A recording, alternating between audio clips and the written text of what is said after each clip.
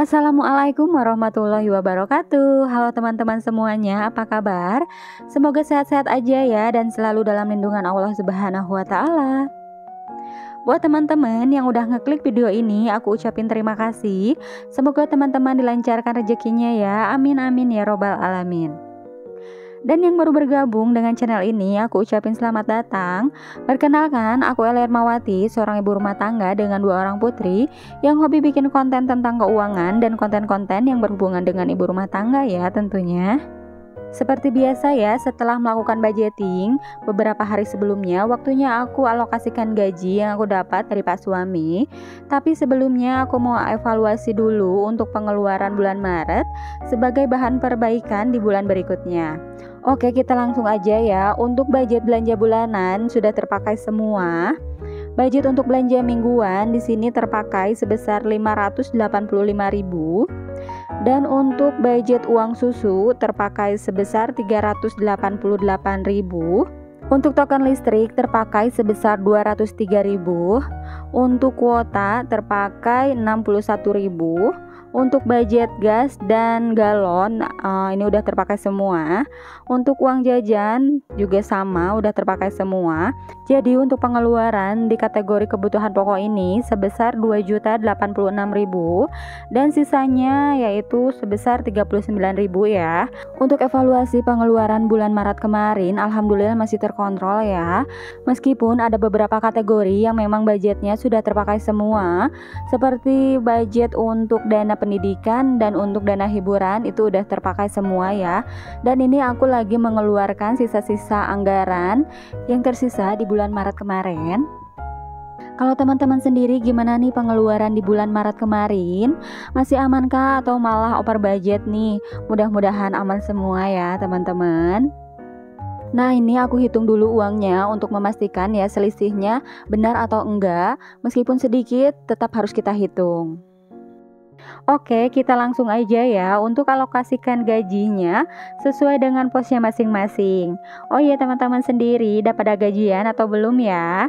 Pastinya ada yang sudah dan ada yang belum juga. Dan buat yang belum gajian, semoga disegerakan ya. Mengingat besok kita sudah melaksanakan ibadah puasa di bulan suci Ramadan.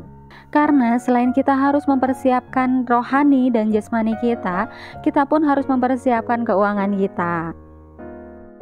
Ngomong-ngomong soal bulan Ramadan nih, biasanya di setiap tempat itu ada tradisi tersendiri ya untuk menyambut bulan suci Ramadan. Seperti di tempatku ini, biasanya itu suka ada yang namanya munggahan.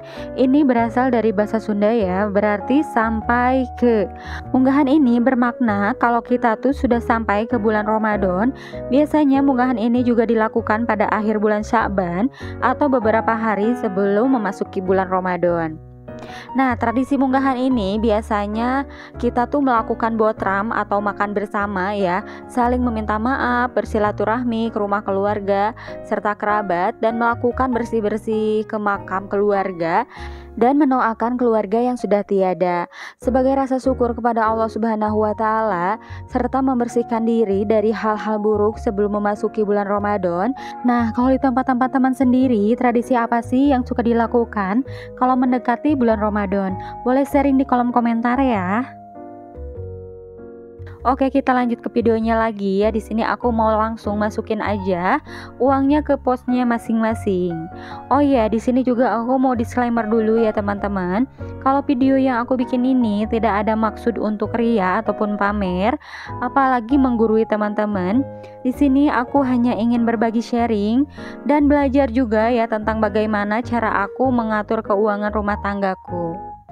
Untuk anggaran belanja bulanan masih sama ya. Aku budgetkan sebesar 600.000. Untuk belanja mingguan aku budgetkan sebesar 800.000. Dan ini aku tambahkan dananya dari dana tabungan mandiri ya. Karena dikhawatirkan untuk budget mingguan 600.000 itu nggak cukup. Karena aku melihat sendiri kalau sekarang tuh bahan makanan kayak lauk pauk gitu sudah pada naik ya. Sudah terlihat banget lonjakan harganya. Nah, selain mewaspadai anggaran yang melonjak di kategori kebutuhan pokok pada saat Ramadan, ada beberapa biaya nih yang tak terduga juga yang harus kita waspadai. Nah, di antaranya yaitu pengeluaran untuk transportasi, karena saat bulan Ramadan itu seringkali ya banyak mobilitas orang keluar pada sore hari yang bertepatan dengan jam pulang kerja. Dan jangan heran saat pulang kerja sering terjebak oleh kemacetan, apalagi kalau kita membawa kendaraan sendiri ya, yang pastinya akan membuat biaya bensin menjadi lebih banyak dan lebih mahal. Yang kedua, biaya yang harus kita waspadai yaitu biaya untuk mudik. Apalagi bagi kita ya yang mudiknya menggunakan alat transportasi umum, pastikan untuk membeli tiket mudik jauh-jauh hari sebelum Lebaran supaya bisa dapat harga yang murah, karena biasanya harga tiket mudik itu suka lebih mahal, melonjak bahkan hingga 2 kali lipat ya kalau mendekati hari Lebaran. Lanjut, biaya yang ketiga yang harus diwaspadai yaitu biaya belanja untuk Lebaran. Kadangkala biaya belanja untuk Lebaran ini sering kecolongan ya, yang tadinya cuma mau beli baju Lebaran aja, setelah masuk mall jadi pengen beli celana, rok, sepatu baru, tas baru gitu ya. Nah, untuk mewaspadai semua itu, cobalah untuk memikirkan ulang apakah kita benar-benar perlu membeli semuanya untuk dikenakan di hari Lebaran atau hanya yang benar-benar kita butuhkan saja. Lanjut, biaya keempat yang harus kita waspadai yaitu biaya buka bersama di luar. Yang sudah aku bilang di video sebelumnya, kegiatan buka bersama di luar biasanya menjadi penyebab membengkaknya biaya tak terduga di bulan Ramadan. Apalagi kalau kita mempunyai banyak relasi dan teman-teman ya.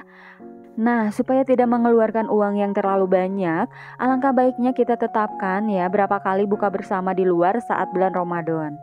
Lanjut, yang terakhir, biaya yang harus kita waspadai yaitu biaya ngabuburit. Menunggu waktu berbuka puasa yang satu ini adalah momen yang paling dirindukan ya, dan sangat diminati banyak orang.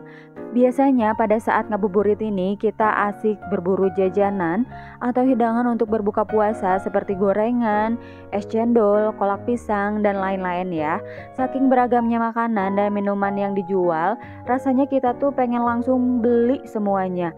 Dan hal itu yang dapat membuat pengeluaran yang tidak disadari makin lama makin membengkak. Nah, itu dia beberapa biaya yang harus kita waspadai saat bulan Ramadan. Buat yang tahu biaya apa lagi yang harus diwaspadai saat bulan Ramadan, boleh sharing di kolom komentar ya. Oke, kita lanjut ke videonya. Di sini aku akan isi saving dulu. Di video sebelumnya untuk saving aku hanya menganggarkan tabungan emergensi dan untuk tabungan hari tua ya. Untuk tabungan mandiri sudah aku alokasikan untuk kebutuhan pokok yaitu di belanja mingguan. Seperti biasa, sebelum kita lanjut untuk sinking fund, aku akan menandai dulu. Sebagai penandaannya biar aku nggak lupa ya. Lanjut, untuk sinking fund Idul Adha, di sini aku anggarkan sebesar 150.000. Lanjut, untuk sinking fund daftar sekolah, ini aku budgetkan sebesar 150.000 dan aku targetkan selama 6 bulan dari bulan Januari kemarin. Lanjut, di sini ada sinking fund untuk biaya masuk sekolah anak aku yang pertama, aku budgetkan sebesar 150.000. Dan ini akan aku targetkan selama 2 tahun dan untuk hasil 2 tahun itu sebesar 3.600.000-an. Dan lanjut untuk sinking fund Idul Fitri, di sini aku budgetkan 100.000.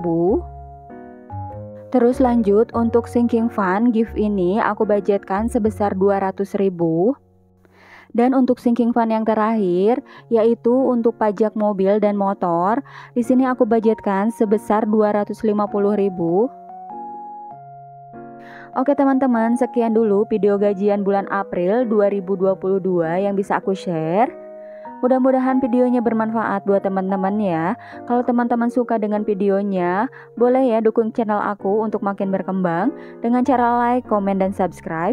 Dan kalau teman-teman berkenan juga, boleh ya share video aku di tab komunitas kalian atau di sosial media yang kalian punya.